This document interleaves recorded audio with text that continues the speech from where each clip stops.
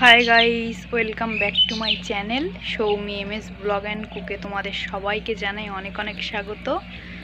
তো প্রথমেই বলি, এটা আমার ফার্স্ট ব্লগ। তো জানি না আমি ব্লগটির মাধ্যমে তোমাদের কতটা আনন্দ দিতে পারবো।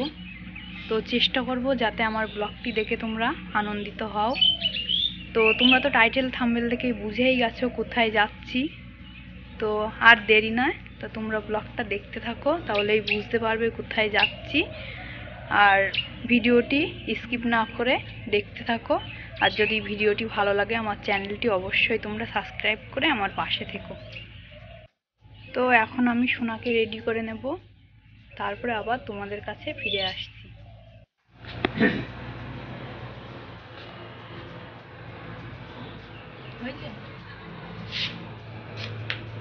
তো আমরা এখন বেরোবো, রেডি হয়ে গেছি।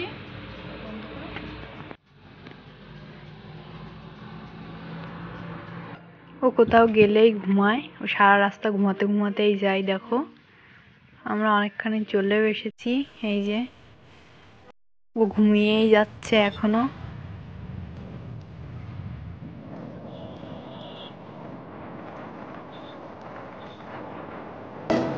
তো আমরা এখন গলক বাগানে ঢুকছি। দেখো এটা হচ্ছে গলক বাগানের বাজারটা।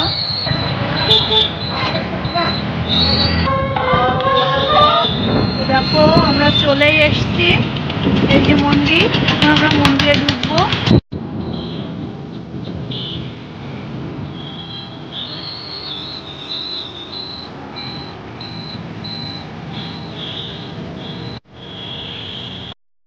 তো মন্দিরে আমরা চলে এসেছি, দেখো।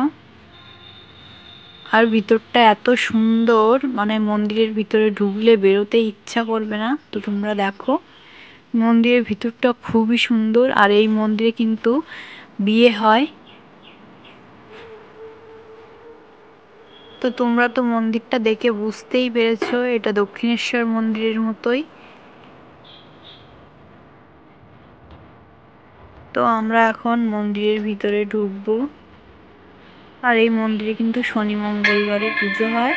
তো আমরা গেছিলাম বিকালবেলা একটু ঘুরতে, কারণ যেহেতু সোনার এখনো 18 মাস হয়নি, তাই জন্য পুজো দিতে পারবো না এখনো। আর সোনা হওয়ার পরে এখনো গঙ্গা স্নান হয়নি আমাদের দুজনারই কারোর, সোনার আর আমার, তার জন্য আমরা পুজো দিতে পারবো না। তো দেখো অবশেষে মায়ের দর্শন মিলল। দেখো কত সুন্দর, আর ভিতরটা ভীষণই সুন্দর। জানি না তোমরা কতটা বুঝতে পারছো।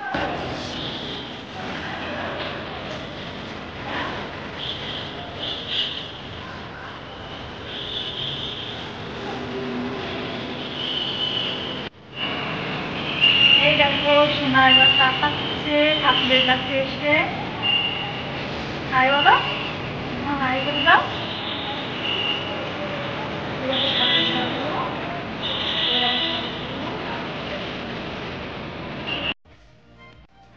তো দেখো আমরা এখন কালী মন্দিরের ভিতর থেকে বাইরে আসলাম।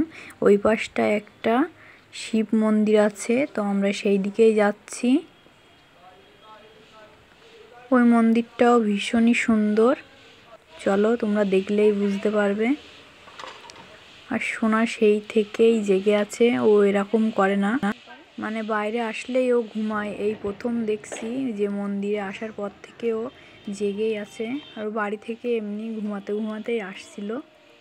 তো দেখো মন্দিরে আমরা চলে এসেছি। খুব বেশি হলে হয়তো 10-12 পা লাগবে এই মন্দিরে আসতে, মানে একদম কাছেই।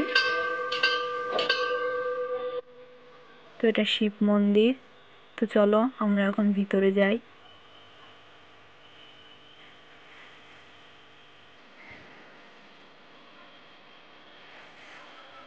তো এখানে এসে বুঝতে পারছিলাম না যে কোন দিক থেকে ঢুকবো। তো তোমাদের দাদাভাই বলল যে এই পাশটা থেকে চলো, ওই পাশটা দিয়ে বেরোবো। তো আমরা এই পাশটা দিয়েই ঢুকছি মন্দিরে।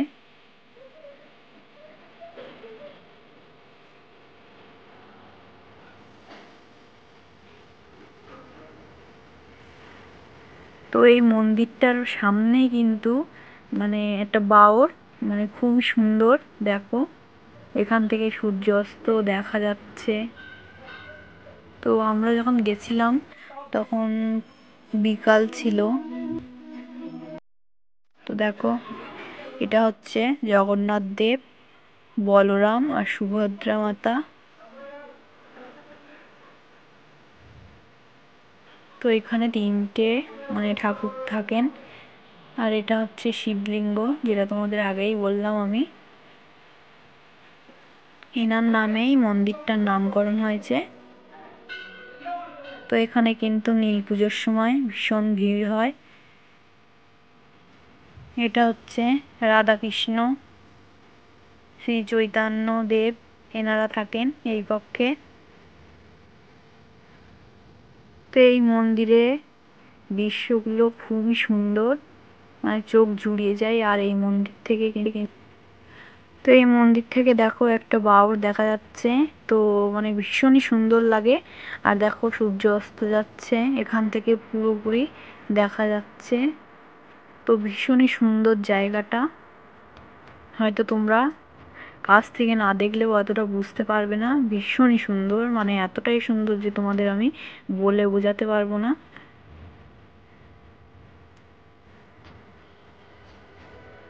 তো এই যে এখানে এই যে ব্রাহ্মণ যে আর কি পুজো করে রোজ, তো তিনি এই যে শিবলিঙ্গ স্নান করাচ্ছিলেন।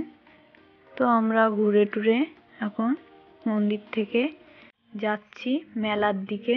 তো পাশেই এক জায়গায় শুনলাম মেলা হচ্ছে, তো ভাবলাম একটু ঘুরেই যাই। তো প্রথমে আমরা ভাবিনি যে মেলায় যাব, প্রথমে কিন্তু মায়ের দর্শন পেতে মন্দিরের উদ্দেশ্যেই আমরা বাড়ি থেকে বেরিয়েছিলাম। তো এখন যাব মেলার দিকে। তো চলো দেখতে থাকো। মন্দিরটি গাড়াপোতা কালীবাড়ি নামে পরিচিত, অনেকেই তোমরা চেনো হয়তো মন্দিরটি।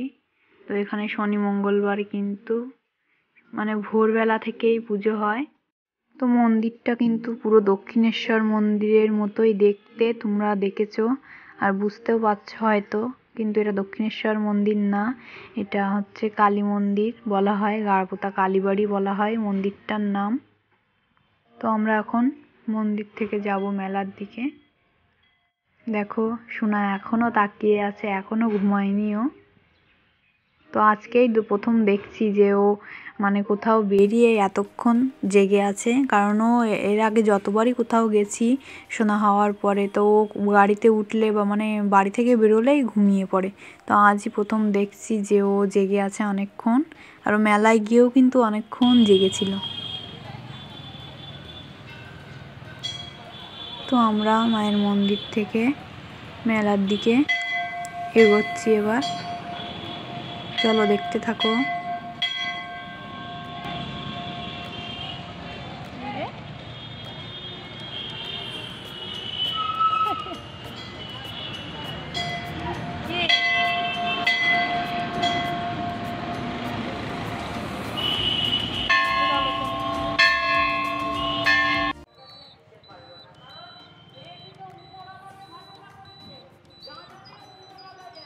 তো দেখো এখন আমরা মেলার রাস্তায় ঢুকে পড়েছি।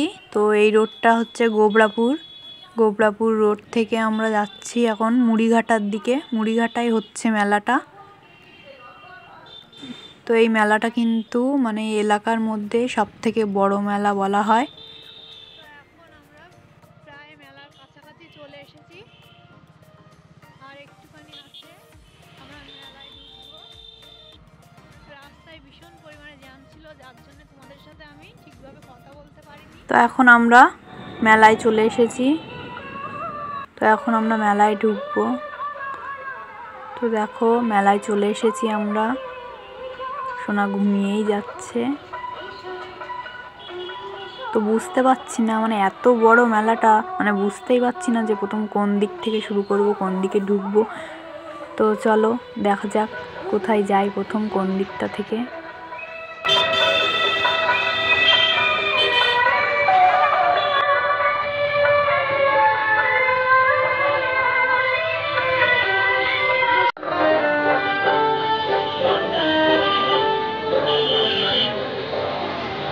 তো এখন আমরা মেলার একটা গলি ধরলাম, ভিতরের দিকে ঢুকছি। দেখো পাশ দিয়ে কত আইসক্রিম, কত ফুচকার দোকান বসেছে।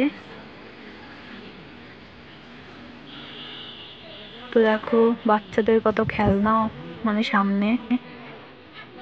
তো মেলায় ঢুকেই প্রথমে যেটা আমার চোখে পড়লো বাচ্চাদের, সেটা হচ্ছে এই পাশে যেই গাড়িগুলো বাচ্চাটা চড়ছে দেখো।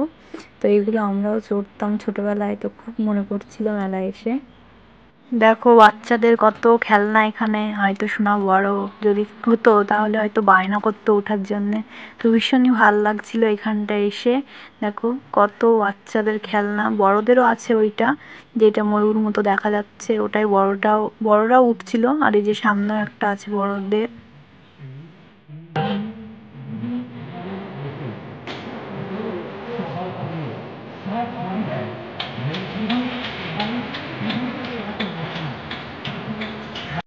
এই পাশে দেখো প্লেন চড়ছে।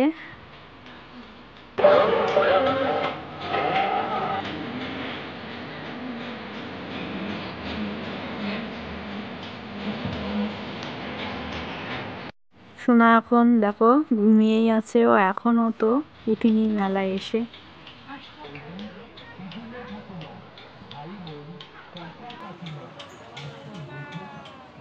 তো চারিদিকে প্রচুর দোকান বসেছে, দেখো যেদিকেই চোখ যাচ্ছে শুধু দোকান আর দোকান। প্রথমে তো এই পাশে ফুচকা, আইসক্রিম, অনেক কিছু দোকান। তো এইদিকে বাচ্চাদের খেলনা, ওইদিকে বড়দের কিছু আছে, মানে প্রচুর দোকান, প্রচুর দোকান।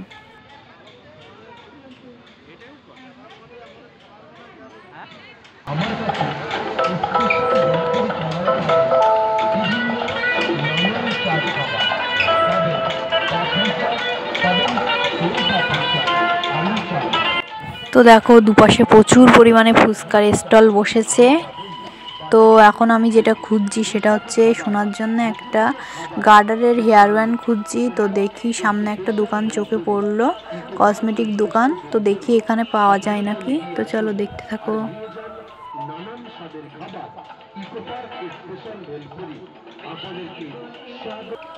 তো এখানে দেখো একটা বেলুন শুটের দোকান বসেছে। তো আমরা চলেই আসলাম। তো এই যে কানেরটা নিলাম, কানেরটা ভীষণই পছন্দ হয়েছিল। তো এখন এখান থেকে কর্নেটো আইসক্রিম নিলাম। তো এখন শোনার জন্য ভাবছি কি কিনি।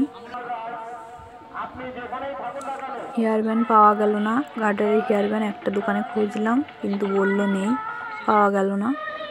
তো এই যে শোনার জন্য এখন বল কিনলাম একটা। তো দেখো এখানে এসে শোনার জন্য একটা বল কিনলাম। তো দেখো এবার আমরা একটা অন্য গলিতে ঢুকলাম।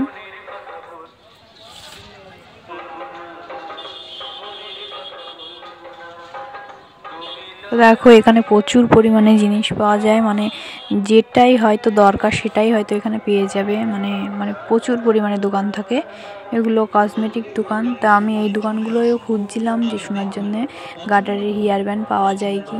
তো কেউ বলছে নেই। তো এক জায়গায় দেখে পছন্দ হলো কিন্তু অতটাও ভালো না।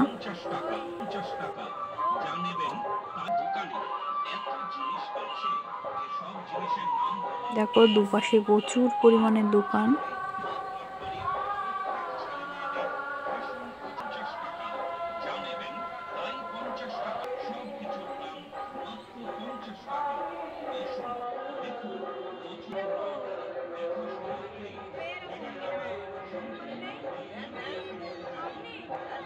তো মেলায় কিন্তু প্রচুর দোকান, মানে আমরা দুটো রাস্তার দুই সাইড দিয়ে মেলা হয়।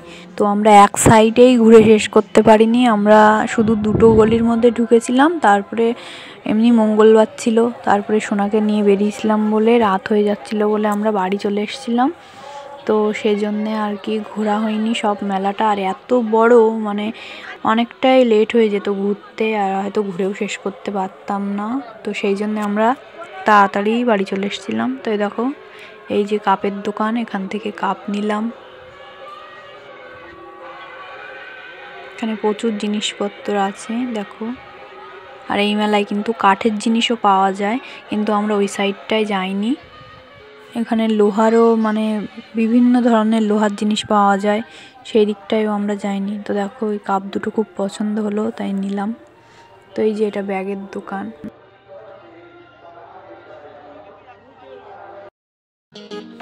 দেখো এটা হাওয়াই মিঠাই বসেছে। তো এগুলো কিন্তু ছোটবেলায় সবাই খেয়েছো।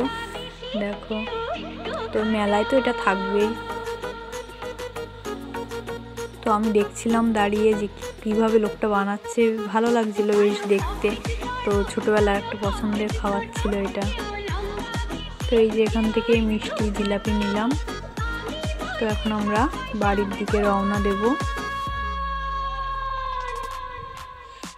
তো আজকের ব্লগটি এই পর্যন্তই। আশা করছি তোমরা খুব মজা পেলে ব্লগটি দেখে। তো টাটা, আবার দেখাবো অন্য কোনো ব্লগে।